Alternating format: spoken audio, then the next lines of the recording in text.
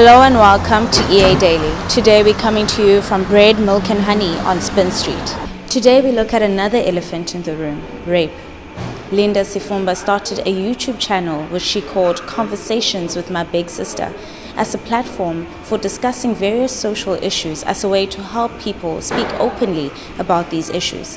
Between 2016 and 2017, the South African Police Service received 39,828 rape reports, though this statistic has decreased by almost 7,000 since 2008 and 2009. It was no less shocking. It also begged the question, what caused the decrease? Less rapes or less reports of rapes? Many victims fear speaking out because of persecution. As a rape victim herself, Linda experienced many reactions from people who heard about her story, and she wanted to change the public's outlook.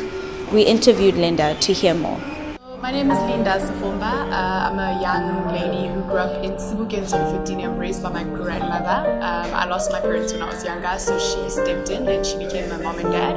I grew up and I became a fashion stylist, a wardrobe consultant, personal shopper. I do a lot of adverts in terms of styling. I do their wardrobe and I also work on a personal capacity when people are going to events. I'm their call and I will come and assist them in terms of what they should wear. So I work a lot with people and their growth and a lot of them emerging into who they are as people, and I help bring that out of them in terms of clothes.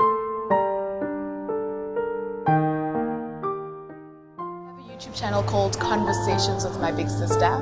The whole idea of the show having to happen, it came from because I was sexually abused and I was raped when I was younger, and I realized in that state, having to speak about those kinds of topics, a lot of people would find it very, very taboo.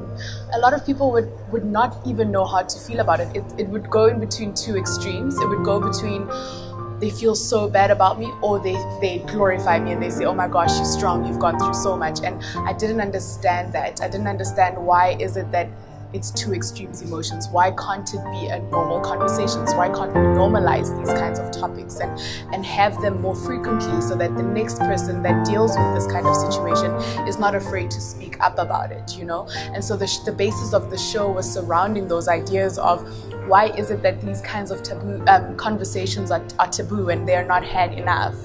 So I started the show, and the concept of the show basically is to have impromptu conversations that aren't prepared for, conversations where we speak in depth about dealing with these kinds of realities, topics like sexual abuse, topics like mental health, topics like not having a father, and basically all of that surrounding our society today.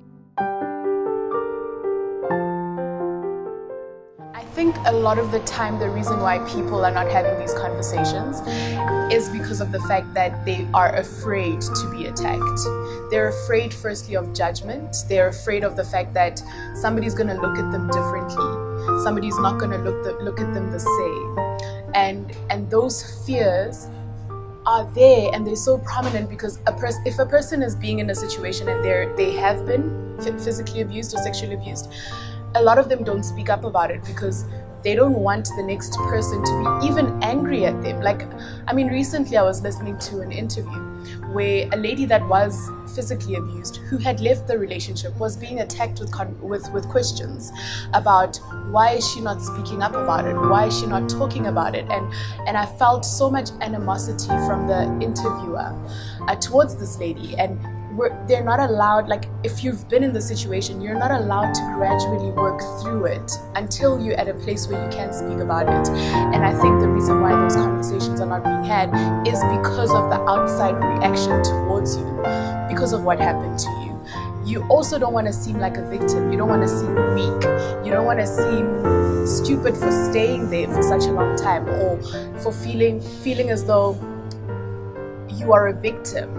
You wanna seem strong. You wanna seem powerful, even with everything that's happened to you. You wanna seem as though you've emerged out of that situation, and so people around you affect, how you're able to speak about that situation.